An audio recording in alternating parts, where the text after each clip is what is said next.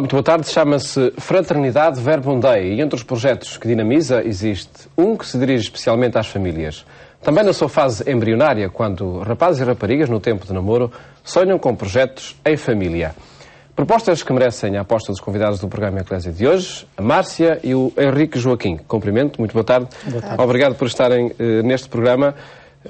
No Dia dos Namorados, Henrique começava por lhe perguntar manifestações sociais, sinais, enfim, abundam nas ruas.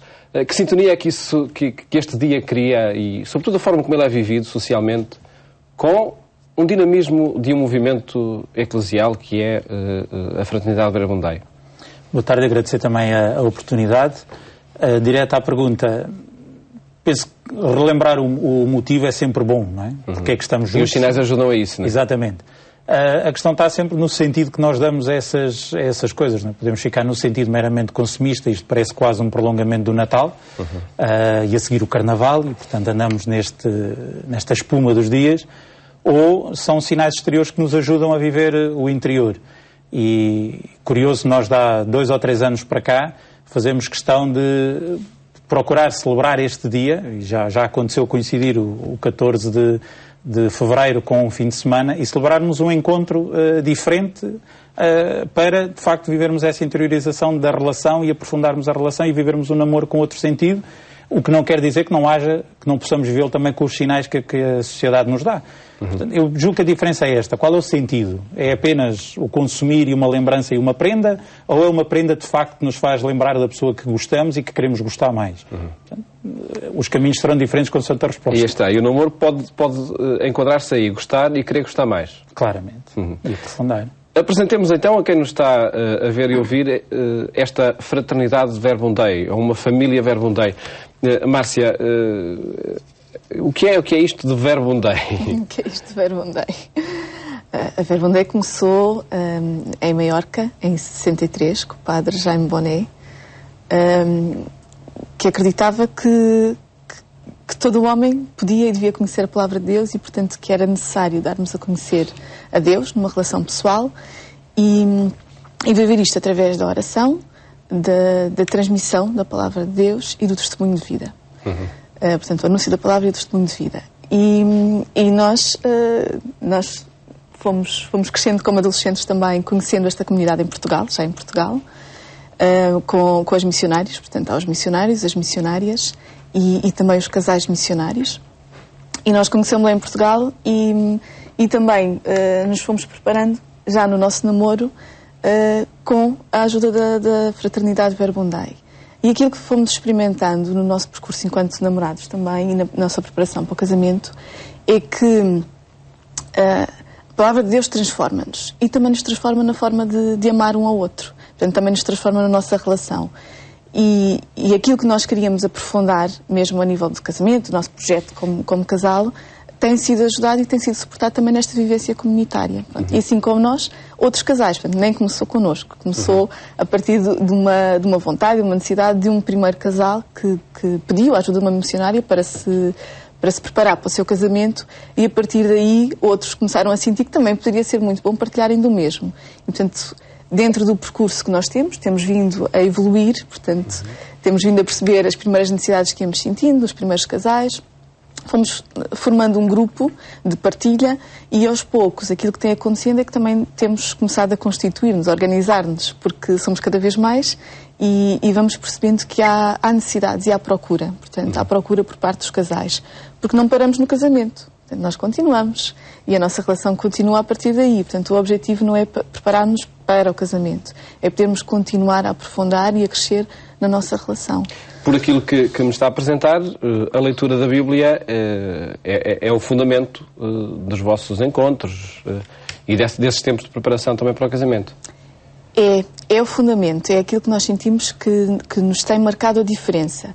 Embora muitas vezes não comecemos por aí, ou seja necessário também trabalhar outros aspectos, nomeadamente com os namorados, e por vezes temos namorados em que os dois não partilham da mesma fé, por exemplo, mas que para um deles é importante, é necessário, e o outro às vezes começa por simplesmente respeitar e querer acompanhar.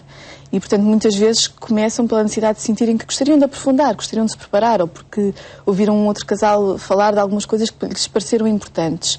E, portanto, muitas vezes começamos por uma formação a nível humano, de valores, uma formação muito ligada, às vezes, ao diálogo, ao que é elaborar um projeto, o que é ter planos para o nosso futuro, a tudo aquilo que envolve um casal, o dinamismo no casal, a família que queremos constituir ou não. E, a partir daí, aquilo que nós tentamos é poder proporcionar um tempo de formação também, de reflexão, de questionar-se, de receber formação, mas também depois de poder chegar a conhecer como é que nós podemos viver tudo isso a partir de uma oração, de conhecer a palavra de Deus. Portanto, no fundo, ser esta família que também torna possível este reino que Deus nos fala, no mundo concreto. Recordem, Henrique, mas em conjunto recordem o que foi esse tempo de preparação para o casamento, tempo de namoro, nessa dinâmica, numa dinâmica também de oração e de leitura da Bíblia. Nós integrámos o grupo que na altura havia, que eram, digamos que os primeiros casais que tinham feito esta formação e que já estavam casados, e constituímos com outros namorados um grupo. Fomos sendo acompanhados, na altura o grupo era um bocadinho mais homogéneo, alguns de nós já vinha dos grupos de jovens e toda essa dinâmica que a comunidade já vinha tendo, e portanto foi um grupo mais homogéneo e mais coeso desse ponto de vista.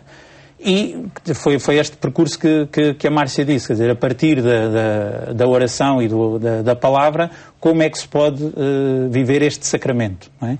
E como é que o casal pode assumir aquilo que está chamado a ser na sociedade, como família, como rosto, como é que pode tornar visível esta forma de viver um amor a partir de um sacramento muito concreto, não é?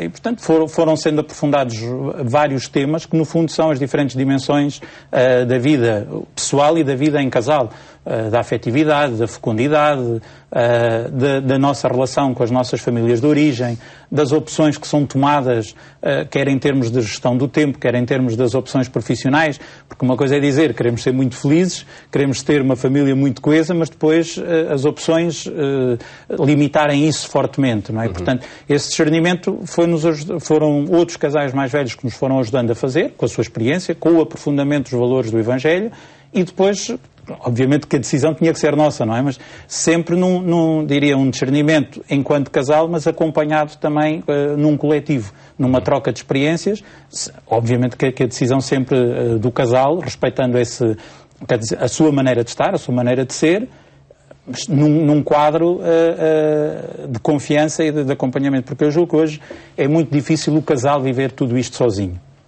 Os estímulos, a voragem do tempo, das decisões são... Num diálogo só a dois, é complicado. Sim, eu penso que sim, que é muito complexo, é muito difícil.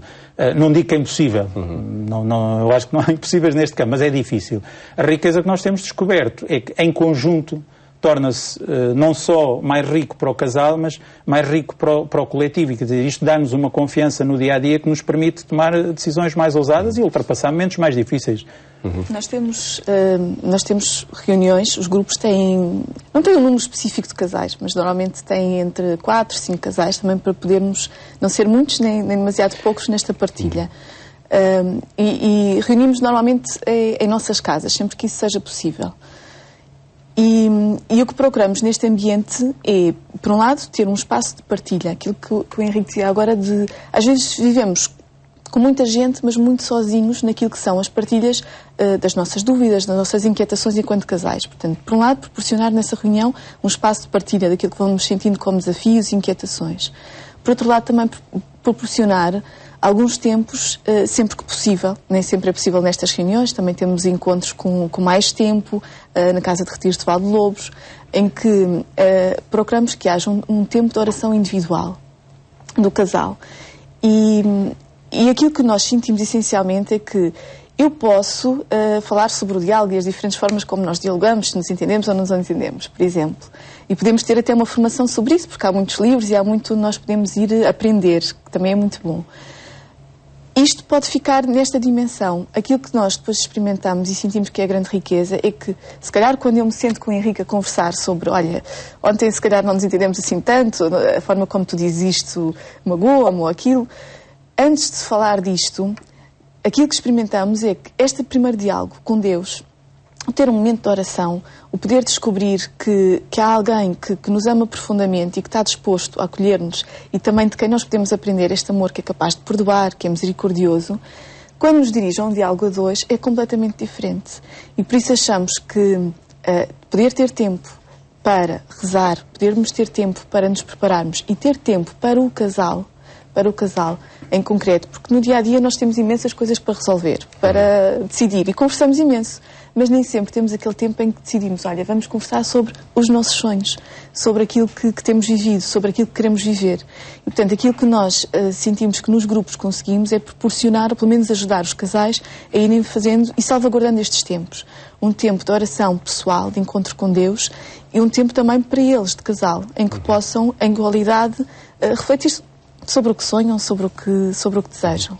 Os tempos atuais, até de depressão quase pública ou coletiva, atinge esses vossos diálogos? Por exemplo, existem casos de casais onde algum dos elementos do casal esteja, por exemplo, no desemprego. De que forma é que esses problemas são tratados? É uma preocupação que temos no momento, inclusive nas nossas reuniões nossos encontros mais alargados e com os casais mais velhos e com os responsáveis, temos estado atentos a isso e, inclusive, rentabilizar os recursos que nós temos enquanto as nossas formações profissionais. Por exemplo, eu sou assistente social, há psicólogos, há médicos. Pormos isto, a nossa atenção vai neste sentido de detectar essas situações e pormos ao serviço também uns dos outros. E neste momento temos já algumas situações de pessoas a passar algumas dificuldades. Para nós tem sido um grande desafio, porque é de facto estarmos ao serviço uns dos outros e não apenas partilharmos a fé, mas disponibilizarmos na partilha dos recursos. Por exemplo, nós hoje fazemos essa partilha, respeitando a dignidade das pessoas, a descrição, o sigilo, mas também procurando respostas para essas pessoas. E vai das coisas mais simples de partilharmos as roupas ou os bens que o outro precisa, e não é o que nos é supérfluo, mas que o outro naquele momento está a necessitar mais de nós, ou inclusive é do tempo. Isto a Márcia que estava a dizer, o tempo hoje é um bem escasso, não é? E para namorar e para ter este diálogo de qualidade nós precisamos de tempo. Então nós apoiamos-nos uns aos outros, por exemplo, ficando com os filhos, para que o outro possa de facto ter esse tempo de qualidade e possa aprofundar essa relação. Nas dificuldades concretas, quando vamos da partilha mais simples às partilhas mais complexas, nós temos um grupo que se encarrega exatamente de receber os nossos contributos, seja em géneros, seja mesmo em dinheiro, e depois de descobertas as situações de maior necessidade, de irmos apoiando, seja ao nível do estudo, seja nas situações de carência. Porque infelizmente já temos algumas. É um grupo que, e por aquilo que vocês afirmam, parece apontar para um mundo ideal, um mundo de sonhos, mas que tem presente muito também essas situações de dificuldade, porque passamos todos, não é? Eu gosto muito de dizer que o nosso ideal é o real. O sonho, diria, é aquilo que Deus nos aponta, não é? De facto, um mundo de concórdia, de paz, Agora, eu julgo que isso só é possível na realidade em que nós estamos. E daí eu julgo que o carisma, uma das coisas que me atrai, é este equilíbrio entre, por um lado, uma relação direta e profunda com um Deus, que é próximo, através da vida de Jesus, mas também na realidade concreta em que nós vivemos. Nós trabalhamos, nós somos 2 professores, nós temos filhos, quer dizer, fazemos parte do mundo real e concreto. Nós temos amigos com mais dificuldades, amigos com menos dificuldades, de vários estratos sociais. E, portanto, é aí que eu julgo que nós temos que viver e descobrir o sentido de cada situação, sempre apontando, de facto, a mais além, à capacidade que o homem tem e que está chamada a transcender-se, acreditando que é possível ter esperança em chegar lá e em viver sempre, ainda que seja no sofrimento, também temos situações dessas, encontrar um sentido para viver esse sofrimento, quer dizer, e não o que hoje se calhar a sociedade nos quer fazer acreditar que a vida só é perfeita se for sem sofrimento. Quer dizer, isso é mentira, não é real. Portanto, o real é que a vida é feita de sofrimento e é feita de alegria. E há que saber viver as duas coisas. E a fé aí ajuda-nos a encontrar esse sentido e a encontrar no concreto do dia-a-dia como viver isso com uma alegria, com uma esperança verdadeira, com a da espuma dos dias que falávamos há pouco, não é? Recentrando aqui a nossa conversa, portanto, a família Verbum Dei inclui diferentes grupos, tem por denominador comum essa prioridade à Palavra de Deus, à Bíblia, não é? E é dentro dessa grande família que está o grupo dos namorados e famílias Verbum Dei. Pelo que me foram dizendo, são vários casais que vão formando grupos e que integram este grupo de namorados e famílias. Sim. E organizam-se em células, em diferentes células. Ou como é que funciona? Sim, nós temos um grupo que chamamos o núcleo, portanto, há casais que animam, portanto, há um casal ou dois responsáveis por esse grupo e que procura fazer esse acompanhamento dos outros casais, porque aquilo que nós tentamos é acompanhar os casais naquilo que é a vida do dia-a-dia, naquilo que é a dificuldade do dia-a-dia, mas desde uma perspectiva da fé. Como é que a fé nos pode também dar resposta àquilo que nós queremos viver e não viver duas vidas separadas, uma vida espiritual ou uma vida religiosa separada daquela que é a vida do dia-a-dia concreta. Portanto, que sejamos um único. E, portanto, temos os animadores que se encontram regularmente, também para partilhar as suas inquietações, dificuldades, perceber por onde é que vão as necessidades dos casais e também para rezarem juntos. E depois tem os grupos que se reúnem, como eu disse, normalmente em casa dos próprios casais ou muitas vezes em casas missionárias, onde também temos uma capela onde às vezes os casais precisam ou sentem necessidade de se reunirem para poder ter um momento mais tranquilo, de oração. Temos também encontros de um dia inteiro ou de fim de semana. Há também, orientado por vezes por casais e missionárias, há também retiros, a quais nós convidamos os casais sempre que eles sintam também que têm vontade, que podem dar esse passo e que estão preparados. E procuramos que também nesses espaços, em casa dos casais, normalmente há alguém que fica com as crianças, ou as crianças podem já estar a dormir. Essa é a grande vantagem de nos reunirmos em nossa casa também. E também nos abrirmos àquilo que é a nossa realidade, onde nós vivemos. Quando são encontros na Casa de Retiro de Valdolobos, temos tido a grande preocupação, e também tem sido uma coisa que temos melhorado e vamos crescendo e vamos aprendendo.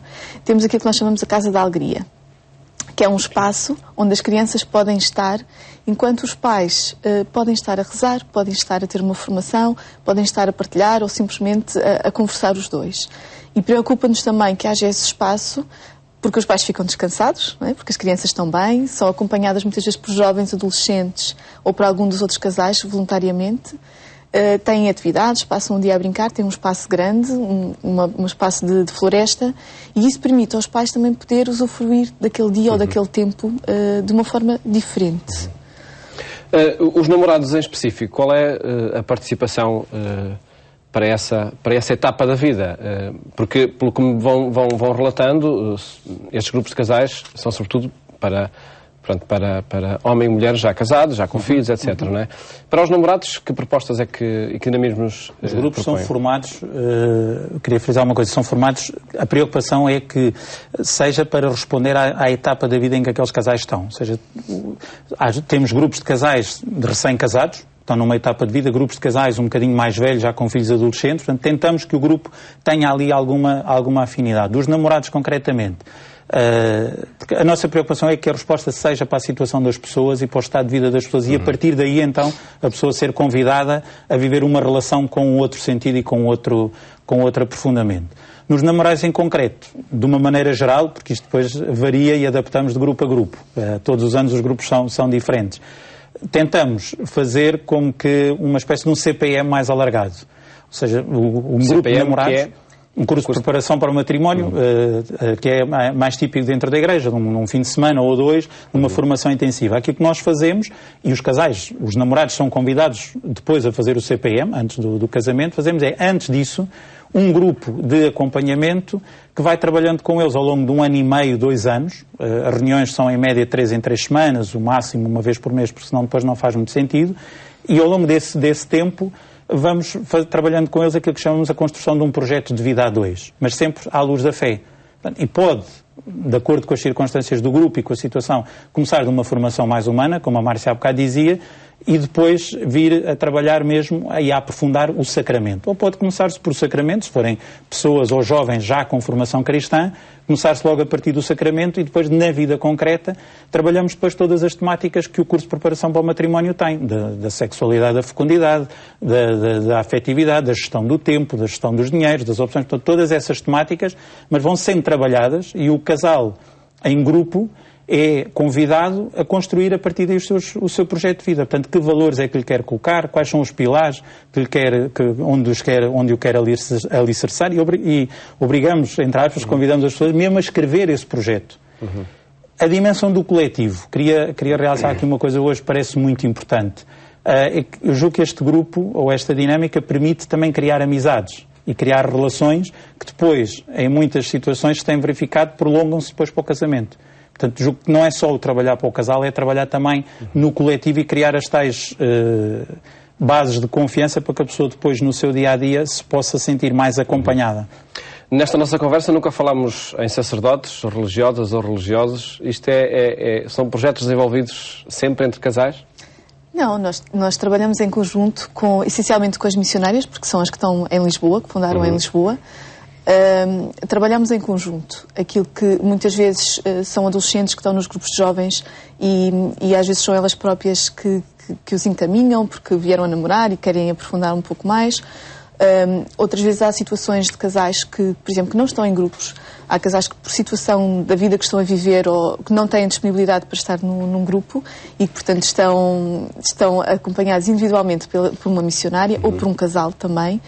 E sempre que necessário partilhamos a programação dos outros. Mas da dinâmica faz parte, sobretudo, essa passagem de testemunho de uns casais aos outros e o diálogo entre casais. Sim, temos essa preocupação e neste momento, por exemplo, investimos inclusive numa formação específica para os animadores dos grupos, quer à luz do carisma, quer à luz também da doutrina da Igreja e do sacramento para o casamento.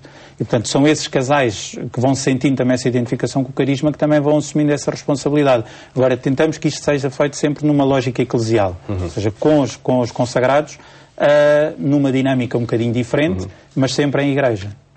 O nosso tempo chegou ao fim. Agradeço-vos terem estado aqui a testemunhar o que é a vossa vida em casal e também de diálogo com outros casais e com outros namorados. Muito obrigado. O programa, de facto, quisemos apresentar propostas para sonhar e planear projetos de vida em família inspirados e descobertos também durante o tempo de namoro. Votos de bom fim de tarde.